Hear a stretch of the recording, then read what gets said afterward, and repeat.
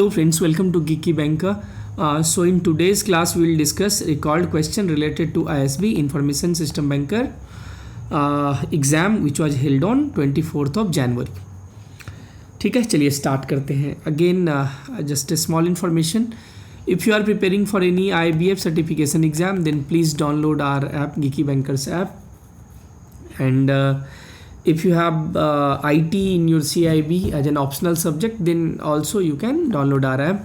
This is our mobile number, WhatsApp number. So any issue, suggestion, request, you can drop a message over this number. देखिए, सबसे पहला question क्या था कि explain the objectives and salient feature of the information technology act 2000. ठीक है, इसका जो है वो फीचर क्या था. ठीक है, तो ये जो IT एक्ट आया था, ये आया था 17 अक्टूबर 2000 को जो है वो केम इन टू फोर्स. ठीक है, इसका मेन काम क्या था, ऑब्जेक्टिव क्या था, टू फैसिलिटेट इलेक्ट्रॉनिक कॉमर्स. मतलब the act encourages business activities through electronic means. ठीक है, एग्जाम्पल के लिए देखिए कि people can buy goods online, make payment through internet banking and companies can conduct business without using paper documents. Then third, to provide legal recognition to electronic records. The electronic documents are treated as legally valid just like paper document. To prevent cybercrime, the act defines various cyber offenses and prescribes punishment for offender. To promote e-governance, the government's department can provide services electronically. To establish regulatory authorities for digital signature, the act creates authorities responsible for issuing and regulating digital signature certificates. ठीक है ना, तो certifying authorities issues digital certificate that verify the identity of the user. Now salient feature इसका यही है कि recognition of electronic contracts. The contracts made through electronic means are legally enforceable. Legal validity of digital signature. The digital signature have the same legal status as a handwritten signature. Appointment of controller of certifying authorities. The act provides for the appointment of a controller who supervises certifying authority. देखिए, ये जो controller of certifying authority है ना, ये क्या करता है, certifying authorities को सुपरवाइज करता है. और सर्टिफाइंग अथॉरिटीज़ कौन सा है, तो जो आपको लाइसेंस देता है. CCA grant licence to certifying authorities, और सर्टिफाइंग अथॉरिटीज़ आपके लिए डिजिटल सिग्नेचर बनाता है. ठीक है, तो CCA क्या करता है, CCA बड़ा हो गया, इसके नीचे CA काम करता है. ये सर्टिफाइंग अथॉरिटी, ई हो गया controller of certifying authority, controller है इसका, और यही CA जो है ये आपको डिजिटल सिग्नेचर इशू करता है. Definition of cyber offences and penalties. Protection of sensitive personal data, की organisation handling personal information must take reasonable security measures. है ना, जो भी सेंसिटिव इंफॉर्मेशन है, financial information, medical records, biometric data, passwords, तो उसको जो है वो अच्छे से रखना होगा, प्रोटेक्ट करना होगा.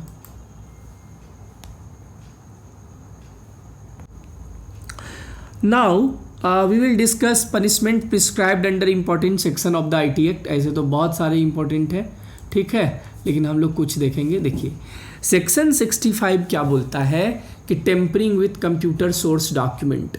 ठीक है, और इसमें हमारा क्या है, देखिए, जब भी पनिशमेंट होता है ना, तो इम्प्रिजनमेंट भी होगा और फाइन भी होगा. ज़्यादातर केस में दोनों हो भी सकता है, नहीं भी हो सकता है, लेकिन इस दो मीडियम से जो है होता है, या तो इम्प्रिजनमेंट होगा या फाइन होगा या फिर दोनों होगा. ठीक है, तो इसमें क्या है सेक्शन 65 में कि imprisonment up to 3 year and fine up to 2 lakhs और बोथ. सेक्शन 66 क्या बोलता है, computer related offences such as hacking and unauthorised access. ठीक है, हैकिंग और अनऑथराइज्ड एक्सेस के लिए सेक्शन 66 जो है प्रिस्क्राइब्ड है. यहाँ पे क्या है कि imprisonment up to 3 year and fine up to 5 lakh. Then section 66B है रिसीविंग स्टोलन कंप्यूटर रिसोर्सेज, कि dishonestly receiving stolen computer resources और डिवाइसेस. मान लीजिए कि यदि हम ऐसा कोई चीज़ खरीदते नहीं हैं, मान लीजिए चोरी किया हुआ सामान, तो फिर क्या होगा कि वो बिकेगा भी नहीं, फिर चोरी भी नहीं होगा. तो इसीलिए इस पर भी जो है ये सेक्शन लगा हुआ है. और इसमें क्या है कि यदि आप चोरी का सामान खरीदते हैं ठीक है, तो क्या होगा कि imprisonment up to 3 year and fine up to 1 lakh. Section 66C क्या बोलता है कि identity theft using another person's password और डिजिटल सिग्नेचर। ठीक है, कि यदि आप किसी का पासवर्ड, किसी का डिजिटल सिग्नेचर यूज़ कर लिए तो इम्प्रिजनमेंट अप टू 3 ईयर और fine up to 1 lakh. Section 66E क्या बोलता है? नहीं, सेक्शन 66D क्या बोलता है? Cheating by impersonation using computer resources. तो यहाँ पे क्या होगा कि इम्प्रिजनमेंट अप टू 3 ईयर और fine up to 1 lakh. Section 66E क्या बोलता है कि violation of privacy by capturing और शेयरिंग प्राइवेट इमेजेस 66E, तो वहाँ पे इम्प्रिजनमेंट 3 ईयर है और पैसा जो है वो 2 लाख तक है। सेक्शन 66F क्या बोलता है? साइबर टेररिज्म, तो यहाँ पर इम्प्रिजनमेंट फॉर लाइफ है एंड फाइन में ऑल्सो बी इम्पोज्ड। सेक्शन 67 क्या बोलता है कि पब्लिशिंग ऑब्सीन मटेरियल, तो आपको यहाँ पे यदि आप इस सेक्शन में बुक किए जाते हैं तो क्या होगा? फर्स्ट कन्विक्शन में 3 ईयर इम्प्रिजनमेंट होगा और 5 लाख रुपया लगेगा। यदि अगेन उसी सेक्शन में फिर से बुक होंगे तो सब्सिक्वेंट में 5 साल इम्प्रिजनमेंट और 10 लाख फाइन हो जाएगा। ठीक है। सेक्शन 67B क्या बोलता है कि publishing sexually explicit material involving children, तो यहाँ पे कन्विक्शन में क्या हो जाएगा? 5 साल, फर्स्ट कन्विक्शन में 5 साल का इम्प्रिजनमेंट होगा और 10 लाख रुपया लगेगा। दूसरे बार होगा तो वो इम्प्रिजनमेंट बढ़ के 7 ईयर हो जाएगा और फाइन सेम ही रहेगा। 72A क्या है? तो disclosure of information in breach of lawful contract, मतलब आपने वेंडर को हायर किया किसी काम के लिए, उसको कुछ बताया और वो फिर उसका जो है वो मिसयूज़ कर रहा है, ऐसा कुछ। तो disclosure of information obtained under a lawful contract, कि मान लीजिए कॉन्ट्रैक्ट में हमने बताया, फिर वो जाके डिस्क्लोज करके उससे वो उसका लाभ तो नहीं ले सकता है। तो इस केस में क्या है कि imprisonment up to 3 year and fine up to 5 lakh. तो ये कुछ सेक्शन इंपॉर्टेंट है, इसको जरूर देखिएगा। Now explain the feature of contactless card, तो ठीक है, एक बार देख लेते हैं, ये इजी है, मैं ये नहीं भी ले सकता था क्वेश्चन को।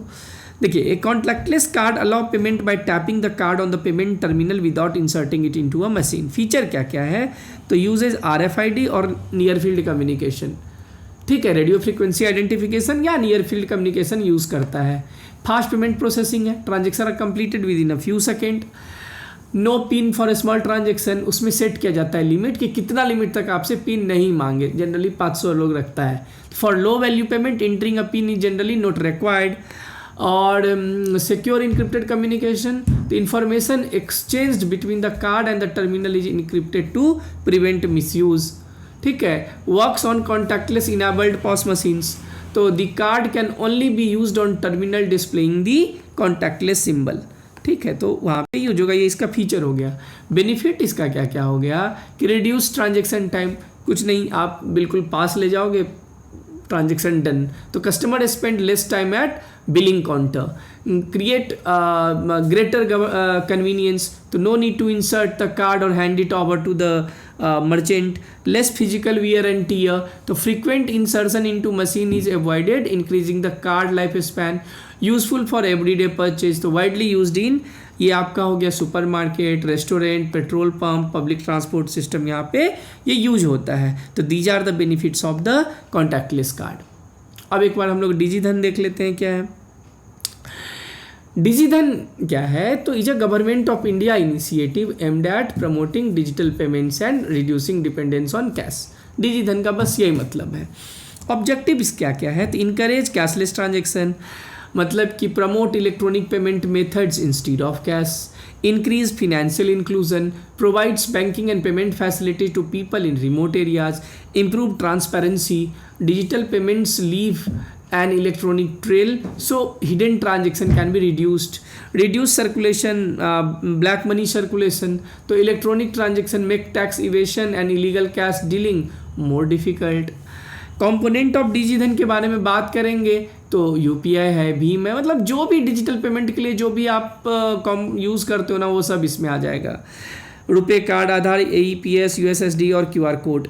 बेनिफिट क्या है इसका कि convenient and quick payments, lower transaction cost, better record keeping, increased access to banking services और reduced need to carry cash. तो these are the benefits of DigiDhan. ठीक है, डिजिधन क्या है समझ में आ गया। नेक्स्ट क्या है explain the OSI reference model and seven layer. देखिए OSI मॉडल हमने बहुत बार बहुत डिटेल में समझाया हुआ है, हर लेयर का क्या काम है, कौन सा नेटवर्क की इक्विपमेंट लगता है, कौन से प्रोटोकॉल्स वहाँ यूज़ होते हैं, ठीक है। तो ये सब समझाया हुआ है, एक बार और रिवाइज कर लेते हैं एकदम शॉर्ट फॉर्म में। तो सबसे पहला हमारा जो है वो है यहाँ पे एप्लीकेशन लेयर। एप्लीकेशन लेयर क्या है, तो it provides directly services directly to user such as email, web browser and file transfer.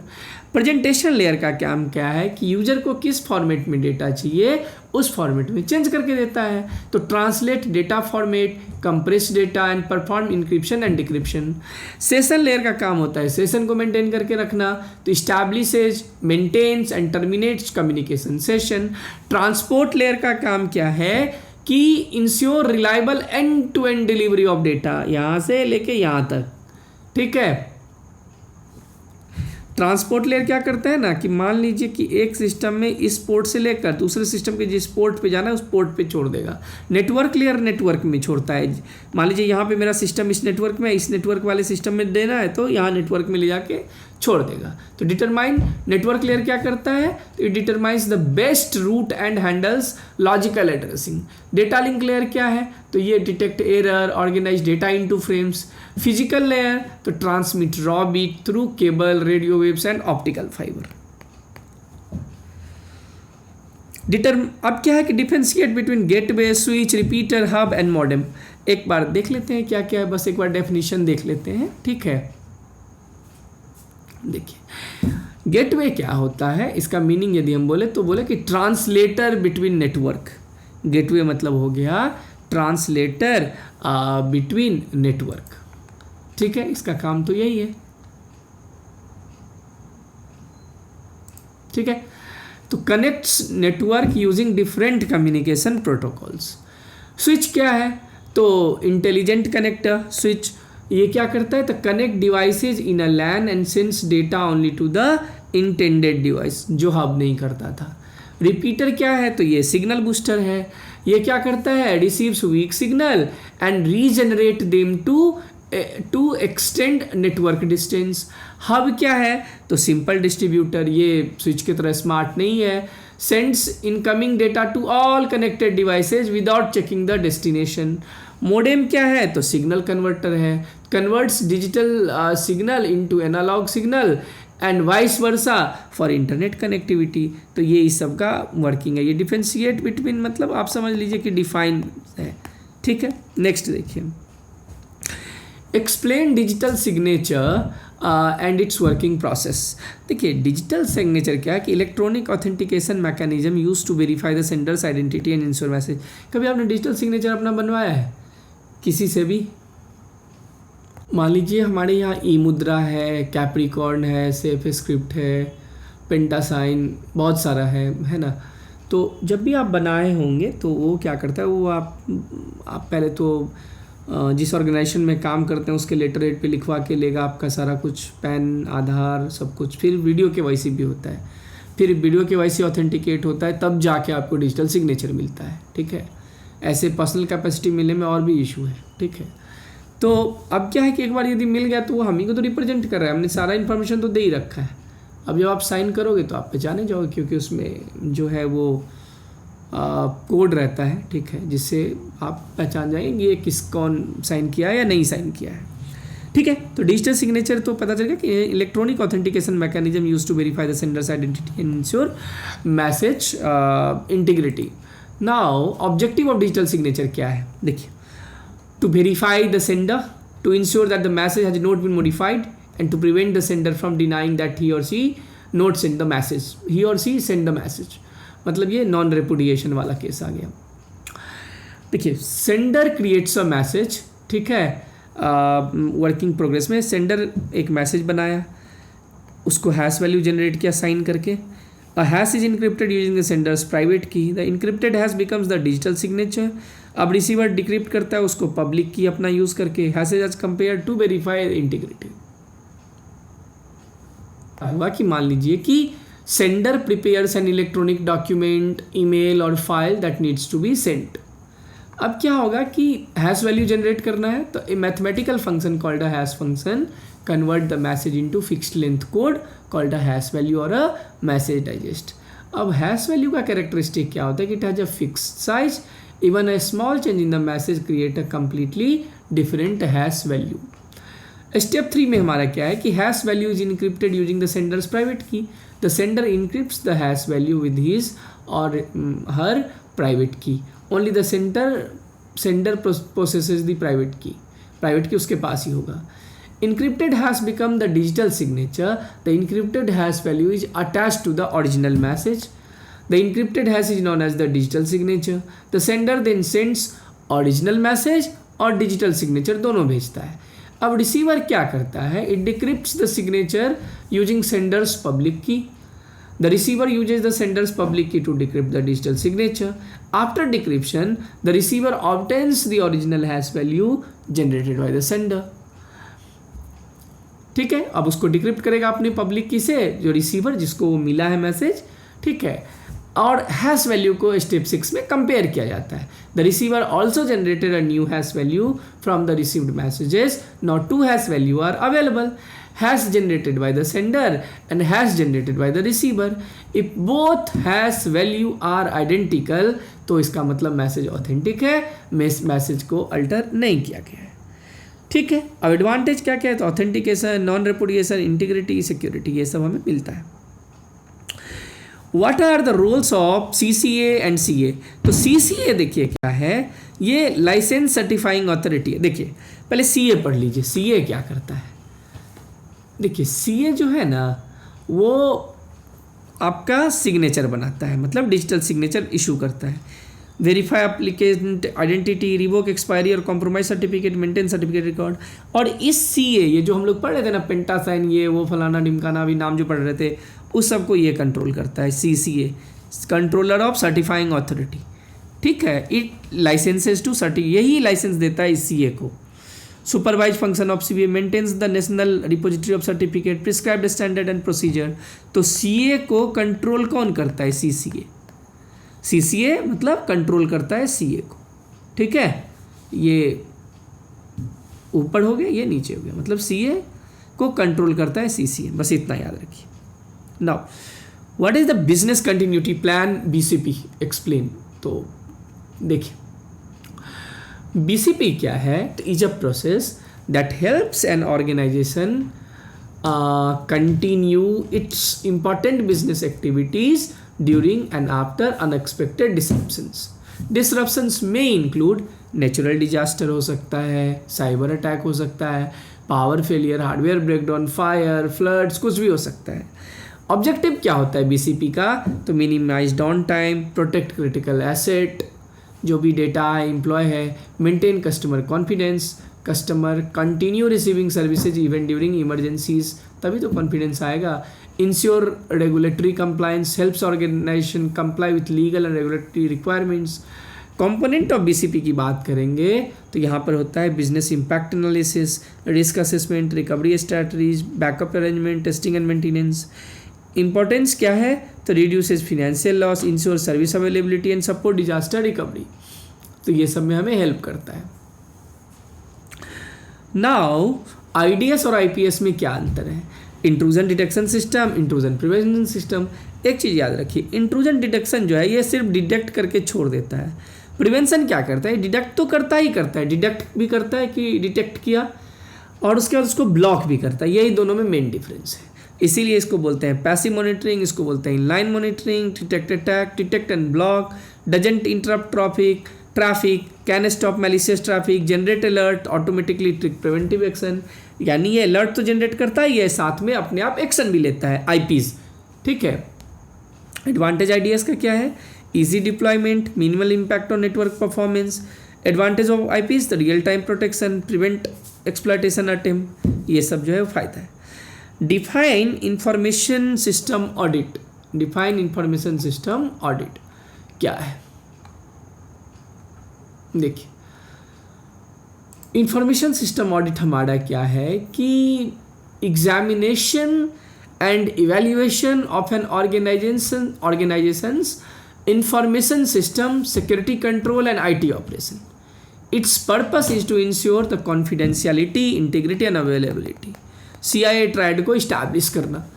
Objective of IS audit क्या है? तो सेफ गार्डिंग इंफॉर्मेशन एसेट की भाई protect data from unauthorised access, damage और loss, evaluate internal controls, check whether security controls are working effectively or not, ensure compliance, verify adherence to policies, standards and regulations, verify data accuracy, ensure information is complete, correct and reliable, assess system reliability, confirm that the system operates efficiently and continuously. देखिए scope of जब हम बात करते हैं ना IS audit का, तो इसमें सब कुछ कवर होता है. Hardware control, software control, network security, database security, disaster recovery arrangement, access control mechanism, backup and restoration procedure, सब कुछ होता है. ठीक है, अब हम फेजेज की बात करें, एक्सप्लेन द फेजेज. तो सबसे पहले होता है ऑडिट प्लानिंग. ऑडिट प्लानिंग में हम बात करते हैं define audit objectives, understand business processes की बिजनेस में क्या क्या प्रोसेस है, identify risk, prepare an audit programme. Field work क्या क्या है? तो collect audit evidence, conduct interviews, examine system configuration, review security logs and document. तो ये सब हमारा जो है फील्ड वर्क है, एक्टिविटीज़. देन इवैल्यूएशन का काम आता है कि analyse collected evidence, identify weakness, assess effectiveness of control. Then reporting के टाइम में हम लोग क्या करते हैं? तो prepare the audit report, document observation, explain risk and their impact, recommend corrective actions, ये सब होता है. देन फॉलो अप के टाइम में क्या करते हैं? Verify whether recommendations have been implemented or not. जैसे कि ensure identified issues are resolved or not, confirm that the controls are functioning properly or not. तो ये सब हमारा जो है वो होता है. तो इसका हमें याद रखना पड़ेगा क्या क्या है और उसका मतलब क्या है. तो आज के क्लास में बस इतना ही हम लोग कवर करेंगे. Again if you are preparing for any IBF certification exam then please download our app Geeky Bankers app. This is one stop solution for all the IBF certification exam. And if you have IT subject in your CIB as an optional subject, then also you can download our app. Our app is available on both Android as well as on iOS platform. This is our mobile number, WhatsApp number. So any suggestion, request, issue, you can drop a message over this number. And I'll again request you, please subscribe our channel. And then also please tell us how to improve. ठीक है, you can also access our course over laptop. ठीक है, तो thanks for watching this lecture.